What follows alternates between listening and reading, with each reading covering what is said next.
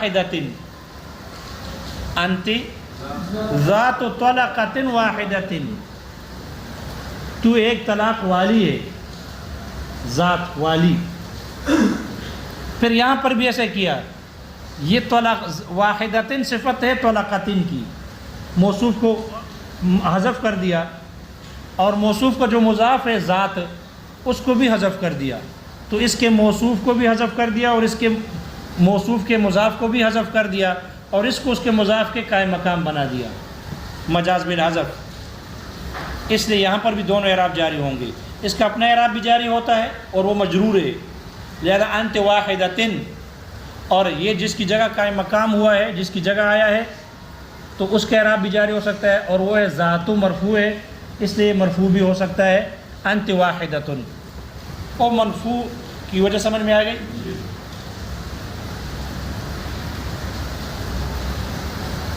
تو اس پر مرفوع کا اعراب بھی ہو گیا، منصوب کا بھی ہو گیا، اور مجرور کا بھی ہو گیا، کہ جس اپنے اعراب کے مطابق۔ یہ مسئلہ سمجھ میں آ گئی؟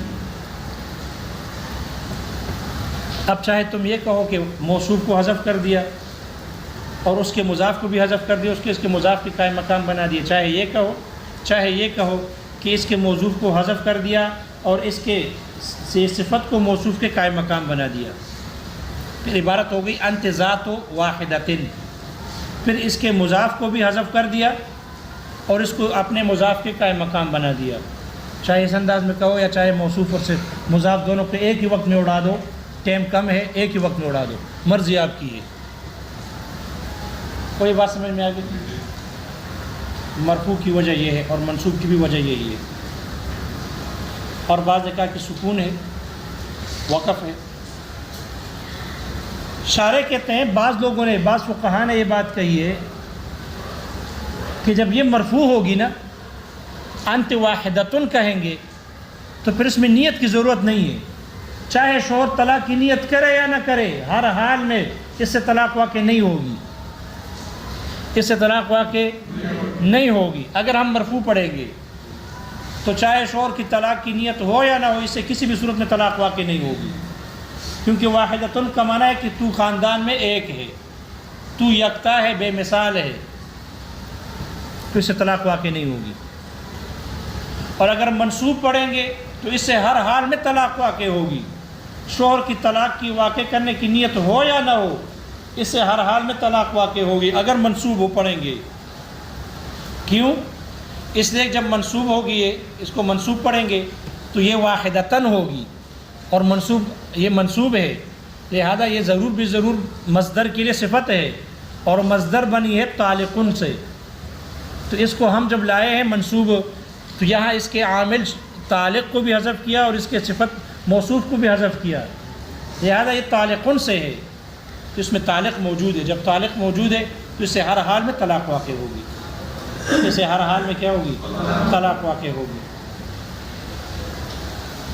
اور جو وقف کی صورت میں انت واحدہ، تو اس کے بارے میں ان بعض فقہاء نے کہا کہ سکون کی حالت میں پھر یہ محتاج نیت ہوگی، اس میں نیت کی ضرورت ہے۔ اگر شوہر کی نیت طلاق کی ہے تو طلاق واقع ہو جائے گی، اور اگر شوہر کی نیت طلاق کی نہیں ہے تو پھر طلاق واقع نہ ہوگی وقف کی صورت میں۔ لیکن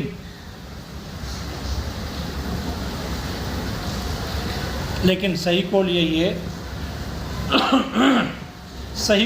ہے کہ چونکہ عوام لوگ اعراب کا اعتبار نہیں کرتے، اعراب میں تمیز نہیں کر سکتے، مرفوع پڑھنی ہے منصوب پڑھنی ہے، چوکیدار کو کیا پتہ، دکاندار کو کیا پتہ، ایک مزدور کو کیا پتہ ہے کہ مرفوع اور منصوب سے کیا تبعی ہوتی ہے، لہذا وہ تو اس میں فرق نہیں کر سکتے۔ اس لیے چونکہ عوام ان کے اعراب میں تمیز نہیں کر سکتے، اس لیے ان کے بارے میں بعض فقہاء کا یہ کہنا کہ مرفوع کی صورت میں ہر حال میں طلاق نہیں ہوتی اور منصوب کی صورت میں ہر حال میں طلاق ہوگی، یہ بات درست نہیں، بلکہ بات وہی ہے، چاہے مرفوع پڑھے یا منصوب پڑھے یا موقوف پڑھے، دو ہی احتمال ہے، یا طلاق مراد ہے یا نہیں ہے۔ اگر طلاق کی نیت نہیں تو طلاق نہیں ہوگی، اور اگر طلاق کی نیت کرے تو طلاق واقع ہو جائے گی، چاہے مرفوع ہو منصوب ہو یا موقوف ہو، اس پر سکون کرے۔ یہ بات سمجھ میں آ گئی؟ مصنف رحمہ اللہ نے اعتدی سے طلاق رجعی واقع ہوتی ہے اس پر دلیل لے آئے ہیں۔ آپ علیہ الصلوۃ والسلام کی حدیث مبارکہ ہے، مسلم شریف کی روایت ہے۔ ایک مرتبہ آپ علیہ الصلوۃ والسلام اپنی ازواج میں سے ایک زوجہ حضرت سودا بنت زمعہ رضی اللہ عنہا کے پاس تشریف لائے تو وہ رو رہی تھی،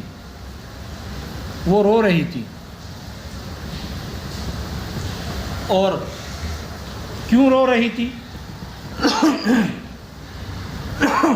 اس لیے کہ جنگ بدر کے بعد کا واقعہ ہے، جو اسلام کی پہلی لڑائی تھی جنگ بدر، اس میں چونکہ جنگ بدر میں مسلمان جیت گئے تھے اور مشرکین کی 70 مشرکین کو قتل کر کے کنویں میں ڈالا تھا اور 70 کو قید کیا تھا، تو جن مشرکین کو قتل کیا گیا تھا ان میں ان کے کچھ رشتہ دار بھی تھے جن پر یہ رو رہی تھی، مشرکین کے مرنے پر یہ رو رہی تھی، اور کفار مکہ کے اشعار میں مرثیہ پڑھ رہی تھی۔ تو جس وقت آپ علیہ الصلوۃ والسلام ان کے پاس تشریف لے آئے تو یہ رو رہی تھی اور مرثیہ میں اشعار کہہ رہے تھے، کفار مکہ کے اشعار تھے، اور ان مشرکین پر رو رہی تھی کیونکہ ان کے رشتہ دار تھے۔ تو ظاہر بات ہے عورت تو نرم دل ہوتی ہے، رشتہ داروں پر اس کو رونا آتا ہے۔ آپ علیہ الصلوۃ والسلام کو یہ بات ناپسند ہوئی، ناگوار گزری، آپ نے ان کو کہا کہ اعتدی، طلاق تو نہیں دی تھی، اعتدی، اس سے رجعی طلاق واقع ہوتی ہے، اس لیے آپ نے اعتدی کہا، فرمایا ان کو۔ پھر جب اعتدی کا لفظ سن کر ان کو پتہ چل گیا کہ طلاق دے دی تو پھر یہ نادم ہوئی اور پھر آپ سے معذرت کی اور کہا کہ یا رسول اللہ میں طلاق نہ دے مجھے، اس لیے کہ میں یہ چاہتی ہوں میں اپنی باری بھی حضرت عائشہ رضی اللہ عنہ کو ہبہ کرتی ہوں، میری باری میں میرے پاس نہ آئے، میں اپنی باری حضرت عائشہ رضی اللہ عنہ کو ہبہ کرتی ہوں، بس میں صرف میری یہ تمنا اور آرزو ہے کہ قیامت کے دن میں آپ کی بیوی بن کر اٹھائی جاؤں، مجھے نکاح سے جدا نہ کرو۔ تو آپ نے حالانکہ اعتدی فرمایا تھا، طلاق رجعی ہوتی ہے، اس لیے حدیث میں آتا ہے راجعہا، آپ نے اس کے ساتھ رجوع کر لیا۔ تو رجوع تو بائن کے بعد نہیں ہو سکتا کیونکہ بائن کے بعد تو نکاح ضروری ہے۔ معلوم ہوا اعتدی سے رجعی ہوتی ہے، بائن نہیں ہوتی۔ تو اعتدی سے بائن رجعی ہونا اس پر دلیل لے آئے، وہ دلیل سمجھ میں آ گئی۔ لیکن سوال یہاں یہ ہے کہ یہاں پر مصنف یہ جو دلیل لائے ہیں اعتدی کے فوراً بعد نہیں لائے بلکہ اس کو استبرئی رحمکی کے بعد لے آئے، حالانکہ دلیل تو اعتدی کا ہے۔ کہ یہ وجہ سمجھ میں نہیں آئی کہ یہ کیوں، جب دلیل اعتدی کا ہے تو اعتدی کے بعد لے آتے، استبرئی کے بعد کیوں لے آئے؟ اس لیے شارحین نے لکھا کہ بظاہر مصنف کا استبرئی رحمکی کے بعد لانے کی وجہ یہ ہے کہ چونکہ استبرئی اور اعتدی دونوں حکم میں ایک ہے، دونوں کا حکم ایک ہے، دونوں کے بعد طلاق رجعی واقع ہوتی ہے، اس لیے دلیل دونوں کے بعد لے آئے تاکہ اس کی طرف اشارہ ہو کہ چاہے اعتدی کا ہے یا استبرئی رحمکی کا ہے، دونوں صورتوں میں طلاق رجعی ہی واقع ہوتی ہے، اس لیے بعد میں لے آئے۔ کوئی مسئلہ سمجھ میں آ گیا؟ تو 3 الفاظ کنائی ہے، طلاق اس سے رجعی واقع ہوتی ہے بشرط یہ کہ عورت مدخول بہا ہو۔ اگر عورت غیر مدخول بہا ہے تو اس سے طلاق بائن واقع ہوتی ہے، لیکن بائن ہونے کی وجہ سے نہیں، الفاظ بائنہ کنائی ہونے کی وجہ سے نہیں، بلکہ غیر مدخول بہا ہونے کی وجہ سے طلاق تو رجعی ہوتی ہے لیکن اس کے حق میں رجعی بائن ہوتی ہے، اس لیے بائنہ واقع ہوگی۔ مصنف کہتے ہیں صریح اور کنایہ میں اصل صریح ہے، اصل کلام وہ جو صریح ہو، کنایہ ہونا خلاف اصل ہے۔ وہ الفاظ کی وضع، عبارت کی وضع اس افادہ اور استفادے کے لیے ہوتی ہے، افہام اور تفہیم کے لیے ہوتی ہے، اس لیے تو الفاظ اور عبارت کو وضع کیا جاتا ہے تاکہ مخاطب کو سمجھائی بھی سکے، اپنی بات دوسرے کو آدمی سمجھا سکے، اور وہ سمجھانا، سمجھنا اور سمجھانا یہ صریح میں ہوتا ہے یا کنایہ میں؟ صریح میں ہوتا ہے، اس لیے کہ اس کی مراد واضح اور ظاہر ہوتی ہے، اس کے لیے نیت کی ضرورت نہیں ہوتی، جبکہ کنایہ میں کنایہ کی مراد پوشیدہ ہوتی ہے، اس لیے اس کے سمجھنے میں قصور ہے، نقصان ہے، خامی اور خرابی ہے، مراد پوشیدہ ہوتی ہے۔ اس لیے جو کلام کنائی ہوگا وہ کلام ناقص ہوگا، اس میں خامی اور خرابی ہوگی بنسبت صریح کے، کیونکہ کلام اور الفاظ کا مقصد افہام اور تفہیم، افادہ اور استفادہ ہے، اور وہ صریح میں ہو سکتا ہے، کنایہ میں نہیں ہو سکتا، کیونکہ وہ محتاج نیت ہے، یا جو نیت کے قائم مقام ہے، حالت غضب، مذاکرہ، اس کا محتاج ہوتا ہے۔ اس لیے اصل کلام میں صریح ہے، کنایہ اصل نہیں۔ اصل کلام میں کیا ہے؟ صریح ہے، کنایہ نہیں۔ دونوں میں فرق ظاہر ہوگا اس جگہ پر جہاں پر جو چیز کنایہ سے ثابت نہیں ہو سکتی اور صریح سے ثابت ہو سکتی ہے، جیسے کہ حدود اور کفارات ہیں۔ حدود اور کفارات، تو یہ جو حدود ہے، یہ چونکہ شبہات سے دور ہو جاتے ہیں، شبہات سے ساقط ہو جاتے ہیں، اس لیے اگر صریح کلام میں اقرار کرے گا کوئی آدمی اپنے اوپر، اگر کوئی آدمی اپنے اوپر صریح الفاظ میں اقرار کرے، ایسی چیز کا اقرار کرے جو حد کو واجب کرتی ہے، جو عقوبت کو لازم کرتی ہو، اگر ایسی چیز کا اقرار کرے صریح الفاظ میں، تو اس پر حد واجب ہو جائے گی، اس پر حد کیا ہو جائے گی؟ واجب۔ اور اگر کنائی الفاظ میں اپنے اوپر اقرار کرے ان چیزوں کا جو مستحق عقاب ہے، جو موجب بنتے ہیں سزا کے، اگر ایسے الفاظ کے ساتھ کنائی الفاظ ہے اگر اپنے اوپر اقرار کر لے تو ان پر حد واجب نہیں ہوگی، ان پر حد لازم نہیں ہوگی۔ مثال کے طور پر اگر کوئی آدمی یہ کہے انی جامعت فلانتاً جماعا حراما، میں نے فلاں عورت کے ساتھ حرام جماع کیا،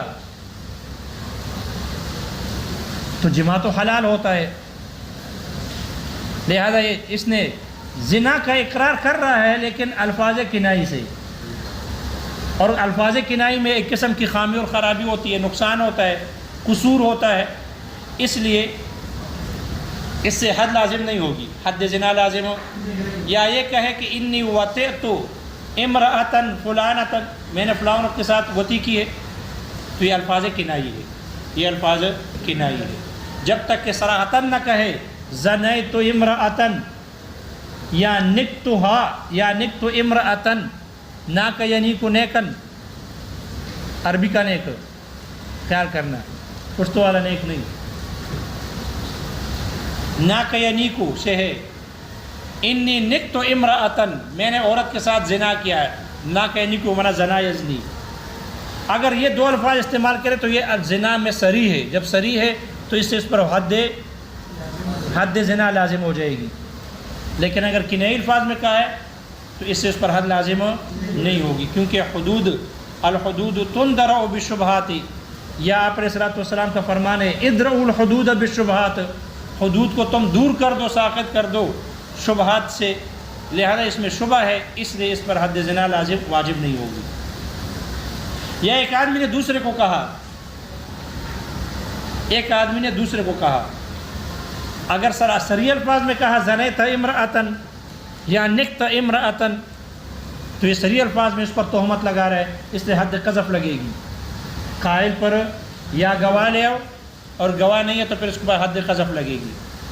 اور اگر صریح الفاظ میں نہیں کنائی الفاظ میں کہا انک جامعت فلانۃ جماعا حراما یا وطئت امرأۃ، تو یہ الفاظ کنائی ہے، اگر یہ الفاظ کہے تو اس پر کہنے والے پر حد قذف نہیں لگے گی۔ یا کسی ایک نے کہا زنیت امرأۃ، اور سننے والے نے جس کو کہا ہے، مخاطب نے اس کو کہا صدقتا، مخاطب نے کیا کہا اس کو؟ جس کو کہا ہے اس نے کہہ دیا صدقتا، تو اس صدقتا میں دو احتمال ہے، یعنی تم اس سے پہلے بہت سچے تھے، سچ بولتے تھے، پتہ نہیں اب کیوں جھوٹ بول رہے ہو، ایک احتمال یہ ہے، اور دوسرا احتمال یہ ہے کہ آپ نے جو بات کی نا یہ بالکل ٹھیک کی ہے، یعنی واقعی میں نے زنا کیا، نعوذ باللہ۔ لہذا چونکہ احتمال ہے، الفاظ کنائی ہے، اس وجہ سے مخاطب صدقتا کہہ دے تب بھی اس پر حد حد زنا نہیں لگے گی، کیونکہ جس کو کہا ہے اس نے خود کہہ دیا صدقتا۔ یا ایک آدمی نے دوسرے کو کہا زنیت امرأتن، تیسرے بندے نے کہا کہ صدقتا، وہ کہنے والے تم نے جو مخاطب کو کہا زنیتا یا نکتا فلانتن، تو صدقتا تم نے سچ کہا۔ تو جیسے مخاطب کی صورت میں اس میں ابہام ہے، اسی طرح اگر کوئی تیسرا بندہ یہ کہے تو اس پر بھی حد قذف نہیں لگے گا۔ کیوں؟ اس لیے کہ اس میں احتمال ہے کہ تو پہلے سچ بولتا تھا، اب کیوں جھوٹ بول رہا ہے؟ یعنی صدقت من قبل، تو اس سے پہلے سچ تھا۔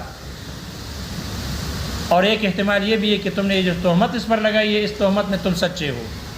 چونکہ دونوں احتمال تھے تو الفاظ کنائی ہے، اس لیے کنائی پر، اس لیے تیسرے بندے پر حد قذف نہیں لگے گی۔ کوئی مسئلہ سمجھ میں آ گیا؟ لیکن اگر وہ تیسرا بندہ یا مخاطب خود کہے، اس نے کہہ دیا زنیت امرأتن یا نکت امرأتن، اور مخاطب نے خود کہا یا کسی تیسرے نے کہا ہوا کما قلتا، ہوا کما، تو اس صورت میں اگر قائل نے کہا ہے تو حد زنا ہوگی، اور اگر کسی تیسرے بندے نے کہا ہے تو اس پر حد قذف ہوگی۔ اگر گواہ نہ لا سکا تو پھر حد قذف لگے گی۔ وجہ یہ ہے کہ یہاں کاف تشبیہ کے لیے، ہوا کما قلتا، کاف تشبیہ کے لیے، اور شارحین نے لکھا کہ جو کاف تشبیہ ہوتی ہے یہ اس میں عموم پیدا ہو جاتا ہے۔ اس میں کیا ہوتا ہے؟ تم نے جو کچھ کہا ہے، یہ تم نے جو کچھ کہا ہے یہ سب کچھ ٹھیک کہا، یعنی اس نے واقعی زنا کیا ہے۔ اس لیے کہ کاف تشبیہ یہ عموم کو ثابت کرتی ہے، واجب کرتی ہے، اس لیے ان تمام چیزوں میں اس کے ساتھ تشبیہ دی ہے، اور یہ کہا ہے کہ سب چیزوں میں آپ نے ٹھیک کہا، یعنی واقعتاً زنا کیا ہے، اس لیے اس پر حد لگی جائے گی۔ تو یہ مسئلہ سمجھ میں آ گیا؟ دیکھو کتاب میں اگر سمجھے ہو۔